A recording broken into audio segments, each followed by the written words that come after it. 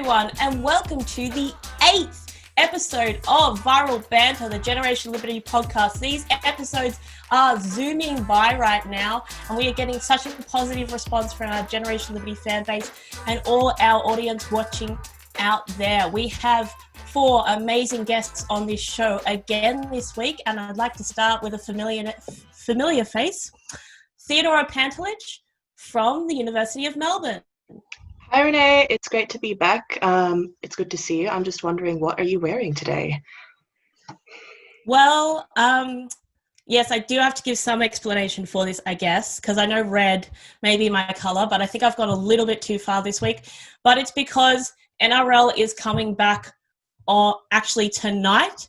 There is a match between Parramatta and the Broncos, and then my team, the Dragons, is returning on Saturday versing the Warriors, New Zealand Warriors. So very exciting news, and sucked into all you AFL supporters, we went back first. But moving on to our guest for the show. Oh, and also John Roscombe has to start supporting Illawarra Dragons now, because he said if we went back first, we get to choose his team. So good luck, John. Go to the Dragons. And next up, she is our campus coordinator all out west at UWA. It's Neve Steltari. Hi, Neve. Hello. Hi. Thanks for having me. Neve, this is your first time on the show, so I'm just checking in. How has lockdown been for you? Obviously in WA we have a bit of freedom at the moment, so I feel like I've been doing pretty well. I went to the pub the other day for the first time, which was very nice. But other than that, I've always been able to see my friends. So other than not really going into uni and work, everything's been laid back. Yeah, I am incredibly jealous of Western Australians right now. When this actually started, I was on tour in WA, and when lockdown started coming into place, I flew home very quickly saying, I don't want to get locked down in WA. Maybe I should have got locked down in WA. Maybe that wouldn't be a smart plan. But someone who may agree with me on that is one of the newest researchers in the IPA. It's Kean Hussey. Hello, Kean. Hey, how you going? Good to be here. So you are also in the wonderful land of WA right now. How are you enjoying that? Yeah, I decided to vote with my feet and return to Perth from Melbourne. I came over here for the freedom, obviously, but currently I'm under quarantine still at my parents' house. So a few more days and then I'll be able to get out to the pub. Well, I'm sure all your IPA colleagues will be very, very jealous of that. And our last guest on the show today is actually a campus coordinator alumni. So someone who was a campus coordinator in the past who graduated. She was an amazing contributor to the team at that time. Please welcome Kate Oskey. Hi, thanks for having me. It's great to be on the show. And Kate, you are unfortunately in the totalitarian state of Victoria, like myself and Theodora. How has lockdown been for you? For me, it hasn't been too bad at all, because my work in independent education has been able to adapt well to at home. I'm saving time and getting to focus on my studies more this year, which is great. So apart from the Andrews government, I can't really complain. Well, that's good to hear. But you guys may know right now, and it's one of the reasons I had to, I spent a little bit longer finding guests for the show this week, is a lot of young Australians are actually sitting their first exams, writing their first major assignments, or doing all these first things for first major semester right now, but it's under the strangest conditions ever. Turning to you, Neve and Theodora, who are still in university right now, do you think this lockdown could possibly negatively affect your marks or the marks of your peers? And has your university provided safety nets? What's going on? Like, Theodora, starting with you. Yeah, so my uni, Melbourne Uni, has changed the grading system slightly for this semester. So the new way they're doing it is, if you get a grade for a subject which is less than your overall average mark, it won't count to your average. So you may have an average mark of 80 across the last couple of years, and if you score 75 in a subject, that won't count and it won't adversely affect your grades overall. So I think that's a reasonable thing to do, given a lot of students will be impacted negatively by being at home for exams. So you've got things like bad internet or some, things beyond your control that could impact your performance. So I think it's a good system, but I've also noticed a lot of my peers have sort of chosen to take it easy this semester because they know that a below average grade won't impact them in the long run. So they're sort of just cruising through the semester. So I guess there are pros and cons to the situation. Yeah, I can see that, and the average system does make sense to me for a while because for major reasons, because it's keeping you at what you were before this. But personally, I would think this was a time where if there weren't many hurdles in your way, that you could actually get more study done than ever and raise your average. So it's good that if you get above that, they do count it. I actually think this could be a time to get some really good work in. Neve, Western Australia, as we said, has had very different experience to Victoria and other states and other parts of the world. So what has your experience been, and do you think this is going to affect the exam period at the University of Western Australia? Yeah, it'll definitely change things. I guess while we do have more freedoms in WA, the university experience would probably overall be the same because we haven't been able to go in for classes. We still can't go in for examinations. So everything has been shifted to sort of an online format. As you said before, for me, it's been fine. Like I found that I've got plenty more time. I'm not being distracted by friends around uni. So I have been able to put a lot more effort into my grades. As well as that, I'm an arts student. So I don't really rely on tactile learning experiences. So for me, it's really transferable to have an online tutorial because at the end of the day, we're just talking. But I can imagine that it would be a lot more difficult for people, I guess, from an engineering background or a science background to be missing out on those opportunities to actually go into university and learn. So overall, for me, it's been fine. There's issues at the moment at UWA with how we go about exams. I know at the moment they're planning on using Examplify, which is, I don't know if other unis are using that, but it's an online exam format and it basically accesses your camera and records you and the audio while you're filming, and it tracks any suspicious behaviour. So if you're staring at a wall too much or writing something down, it will scan that and basically send it for review. So there's been plenty of issues around that with privacy concerns. For me, I'm lucky that none of my exams are on that format, but it's a reality for a lot of other students, and it's definitely complicating things. Yeah, I've heard that there was a lot of uproar from the University of Queensland with a similar software being brought in then and the union not being happy with it. So there's definitely some privacy concerns. But Kate, you went to Campion College. You had a very different university experience, I would say, than most Australians. You lived on campus at a private university with a very small number of students. So it's almost like a university experience from 50, 60 years ago. I can imagine this would have had a large impact on their education style. Have you heard anything from what's happening back at Campion? When I went to Campion back in 2018, it was all old school. We'd submit all of our assignments on physically printed out copies, would have high attendance. Most of us would live on campus and attend all those classes. But now I understand that Campion has some students living on campus during this lockdown phase, learning in the classroom, as well as some students who've returned home back to their different states or even back to their suburbs in Sydney. And now they're live streaming the classes and handing in assignments online. So I think it's a good push for Campion to extend to online classes because it would just grow and expand this degree more in Australia, which would be wonderful. Yeah, there's actually some interesting opportunities that could come from that for Campion. But Kian, you've just finished university and you've been through the lockdown as well, and now you're going through a quarantine. Do you think that the lack of student interaction, in-person contact, campus activity is going to negatively impact results? Or do you think it's just going to remove distractions? And do you think universities should take that into account? Yeah, I'd say it'll probably be different for a lot of people depending on how they learn. But I know a lot of people rely on even just getting together with small groups of friends and kind of doing study groups and things. And when you can't do that on campus, I guess that's gonna that'll probably have a pretty negative impact on a lot of people's marks. But I think more broadly as well than just the grades that people are getting, it's a pretty trying time at the moment when people can't get together and see their friends, and when people are in that routine of being able to go onto campus and, that's where you mingle with these other people. So that will probably take a toll on people's mental health as well. And I know there's been a number of different statistics that have come out over the course of the lockdown, looking at how people's mental health is suffering, over this time. So I think it's definitely something that the unis should take into consideration.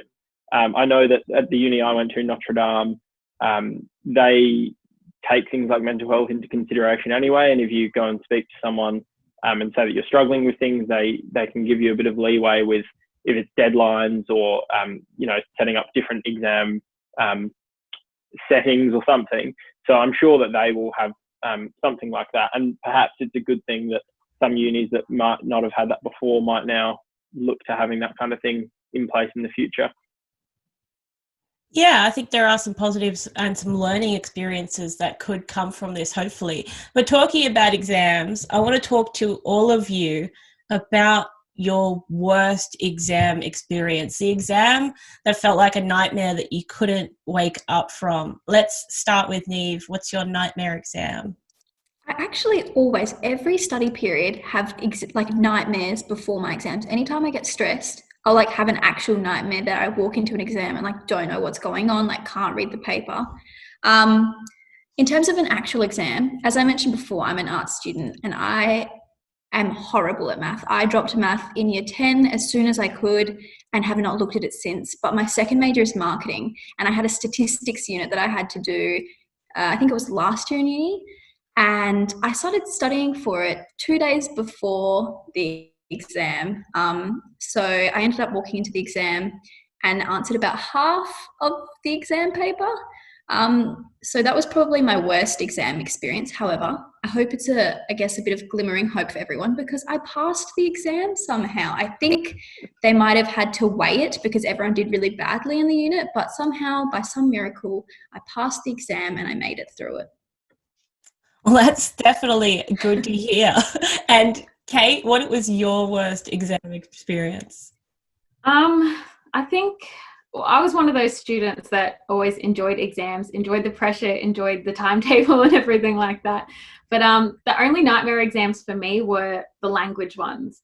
I did Latin and Ancient Greek at Campion, and they were just the hardest exams to ever pass, because you can't just wing a language exam. It's always about, the correct symbols, correct order, correct meaning.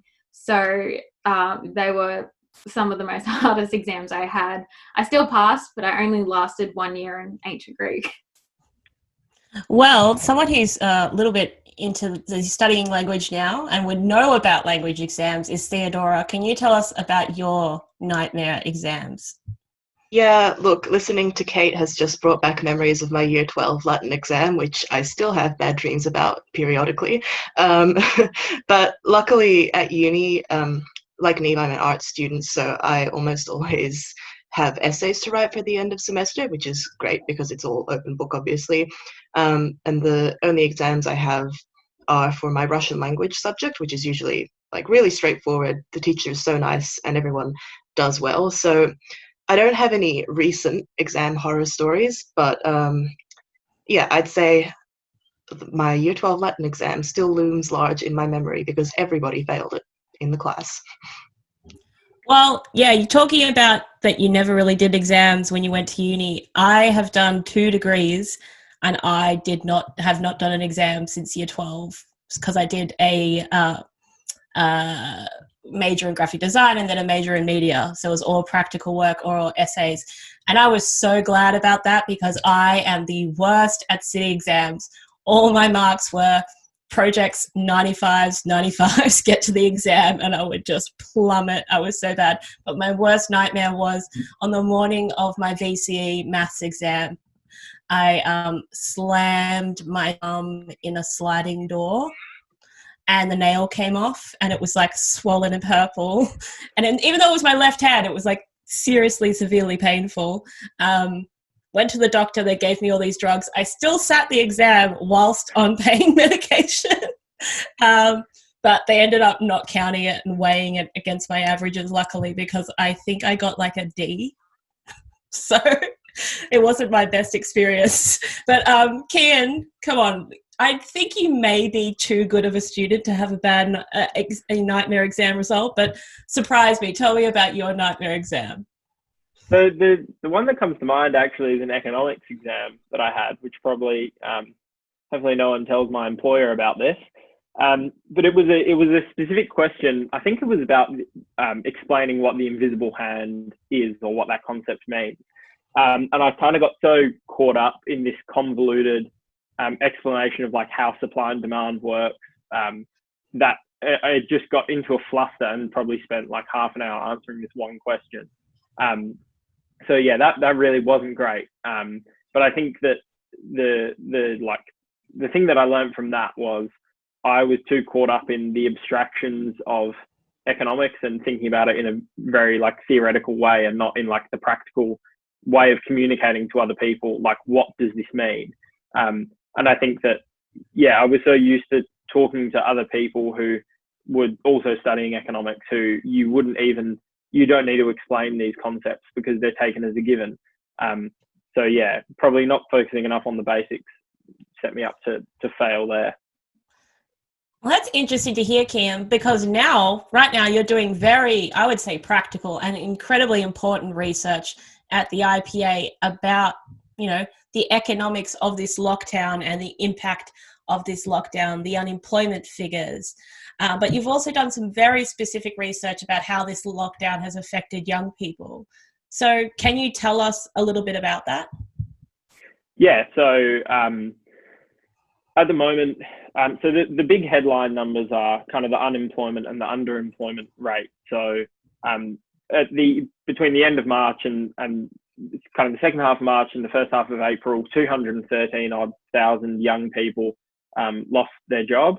And then that doesn't include the people who there's likely hundreds of thousands of young people who are receiving JobKeeper. And when that cap of wage subsidy money turns off at the end of September, they're probably likely to lose their job as well. So it's going to be a long lasting impact for young people in terms of losing their jobs. Something that I think is really interesting and that isn't spoken about enough is the unemployment rate during this has ticked up to 13.8% for young people from 11.5%.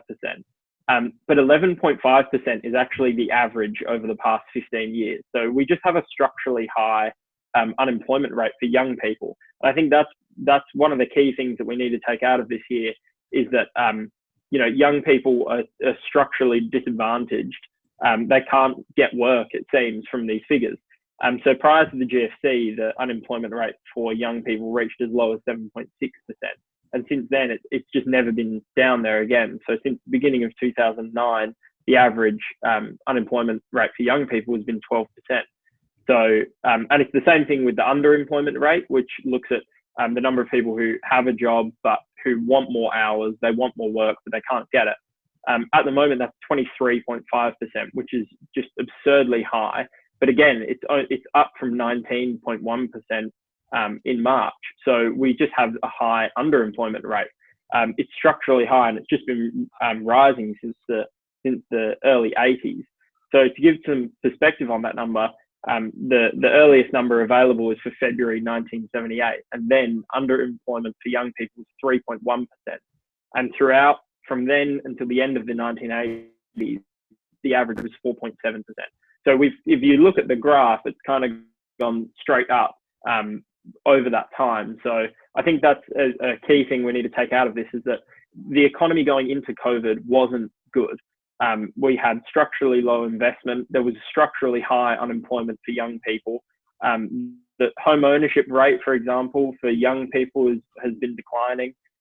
So young people have been disadvantaged in this over-regulated, over-taxed economy that keeps people out of work. So they're the key lessons, I think, is we need to make it easier for businesses to employ young people, and we need to make it easier for young people to start their own businesses, to create their own employment for themselves and others. Yeah, I think it's really important what you pointed on there is that it's that a lot of these problems kind of existed before. And I remember speaking about that when talking about the impact of this lockdown on young people is it's a lot of new problems, but mainly it's an exacerbation of problems that already existed for young people, barriers that were already in the way from them going further and getting better jobs or getting into the workplace. And those barriers have only become higher and harder right now. So really what we need to be looking at is getting those barriers out of the way. But what would your main advice be economically to young people right now, Kian? The best way to get young people back into work is going to be cutting red tape and cutting taxes, reforming industrial relations, and making it easier for people to create and fill jobs. I think that's some really important advice there. But we have spoken about exam nightmares, but I want to talk to you about more other examples of annoyance or frustration at uni. So let's talk about silly questions or assignments or frustrating ones. There are times where you get an exam question or an assignment that's so politically biased, it makes you a little bit nauseous. For example, in my final year of my first degree, I took a class called Advanced Graphic Illustration and Design. Seems like this is not going to be a political subject, for which the major assignment was, in the end, so most of our mark was designing a climate change campaign. So does anyone have any of those kinds of moments? Slightly different type of horror than the exam horror, but Theodora, do you have any examples of this? Yeah, look, I guess part of doing an arts degree in 2020 is just accepting that there is going to be always a discuss the representation of women in this book or discuss the oppression of X minority group in X historical era kind of question in every single subject you do. But I think my worst experience with something like that was when a history professor set a topic about a pretty contentious issue or a nuanced issue, and then provided a massive list of words and phrases which we couldn't use in the essay. So it was a subject which dealt with the early slave trade and the abolitionist movement, and I wanted to write an essay about it, and we were sent this huge document full of taboo phrases that were supposedly too insensitive to use in an essay. So we were told we couldn't say the word slave, but we had to say an enslaved person instead to give the person more agency. And I'm all for sensitivity when you are discussing history, but mandating what kind of terminology your students can and can't use in an essay is a step too far, in my opinion. And also, in that case, I see like they're getting so down into the detail of how you're saying something instead of what you are saying. So it's trying to catch you up on something that's not really what you're trying to convey. So what should the most important thing, of course, quality of writing is important, but also the ideas that you are trying to get across should be the thing that they are most concerned with, and is the most important part of an essay like that. So that's just seemed absolutely outrageous to me. But Kian, did you get any of this in economics? Not in economics, I don't think. I had a few times where I pushed back on a lecturer, and they, I think at one time in particular, it was about the multiplier effect, and we're learning about Keynesian economics, and I kind of pushed back on it, and they just refused to answer my questions. But in an assignment for a history unit on the modern Middle East, I had a lecturer who was not very happy that I think I had a balanced assignment on the Israel-Palestine conflict, and I referred to Hamas as a terrorist organization, which I had a few angry red scribbles on the paper about that.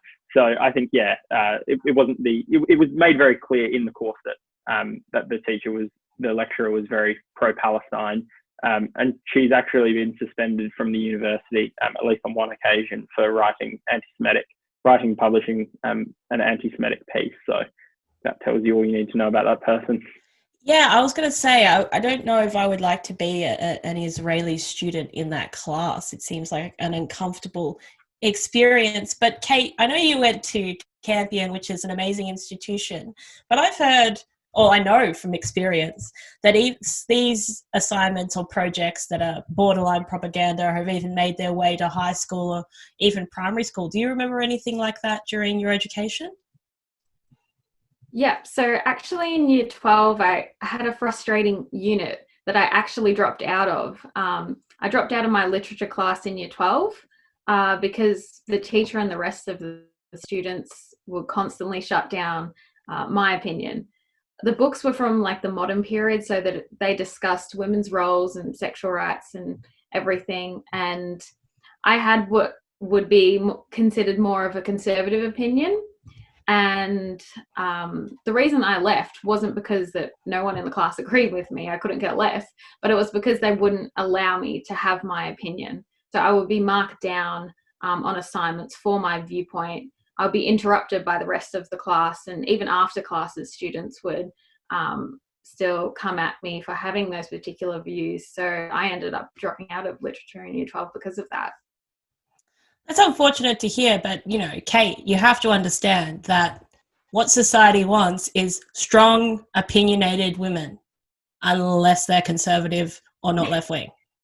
Okay, there's like in little tiny fine writing underneath that. Unless you're not left-wing, then shut up. Like, precisely. Like, you got to read like fine print underneath is what they need. But so I want to talk about the last thing concerning exams and marking, which is marking bias, which I think I experienced during my time at university. Or Kian, you even mentioned some, you know, red marks on your essay. But have any of you experienced this yourselves? Theodora?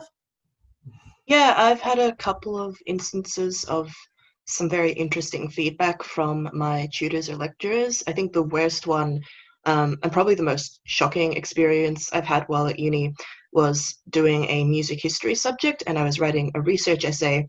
I think the topic was about the extent to which the Nazis' censorship of African American and Jewish musicians was rooted in racism. And I was very thorough in my research, and I honestly thought it was like one of the better essays I've ever written. But I lost marks because the tutor thought that I shouldn't have quoted Joseph Goebbels in my essay because he used racially insensitive language in that primary source. And I was just dumbfounded because here I am using a quote from a Nazi to prove that the Nazis were racist, and I lost marks for using it. I'm not allowed to use that. So what my tutor, I guess, was saying was that I'm not meant to use evidence. I'm just meant to tell you that the Nazis were racist and you have to believe it, you know? So yeah. I just feel like there's many historians like rolling over in their graves as that was those marks were taken away, because anytime you do any kind of history or most subjects, they say primary sources, don't use as many primary sources as possible. And in this example, you're being punished for a primary source. So that seems really unusual to me. But has anyone else experienced some questionable marking, do they think? Oh, no one? No one you can think of? I'll put in one of my examples. In an opinion piece writing course, we had to do, our major piece was just to write an op-ed. And I'd already published as an op-ed writer, so I thought I could, this would go okay. I wrote an opinion piece under the category of cultural commentary. So I decided to do mine on domestic violence and discussed it as an issue that is overly politicized and overly gendered, and we needed to discuss domestic violence as an issue for homosexual communities, children, men, everyone. Violence happens to everyone. I presented it to the class and the tutor said it was really good. Then it got marked by someone else, and they said that my essay, my opinion piece didn't fall under the category of cultural commentary. So I got just a pass, even though it eventually got published as an op-ed. So it was a very strange thing. And also I asked, why didn't I get the feedback in the class to say it doesn't fall under the category, so I could have fixed it before I fully submitted it? And she said, well, that's the tutor's fault. And I still got a bad mark. So that was not very fun. But, you know, uni's over now for me, so I don't have to worry about that anymore. But I would like to thank all 4 of my guests for coming on this week. I think it's been an awesome show. So thank you, Kian, Neve, Kate, and Theodora. Thanks, Renee. Thanks very much. Thanks, Renee. Thank you. If you are not already a Generation Liberty member, please go to generationliberty.org.au and join now for only $10. You will get a massive bag of goodies, way over $10, all the up-to-date information about this show, IPA podcasts, upcoming events when we're allowed to have events again, and all exciting things to do with Generation Lib, the fastest growing youth liberty movement in Australia right now. And Theodora, can you please give us a small plug for the upcoming book club podcast? Absolutely. So we are very close to releasing the first episode of Better Read Than Dead, where I discussed Heart of Darkness with Bella and Luca, and that'll be up on the Generation Liberty YouTube channel in the next few days. So make sure you're subscribed so you don't miss out when that comes out. Make sure you've read the book by then, and follow us on Facebook and Instagram at Generation Liberty IPA to keep up to date on all things book club. Yes, I've had a listen to that podcast and it is absolutely awesome. Make sure you do not miss it. But until next week, make sure that you stay safe, stay happy, and stay free. Bye.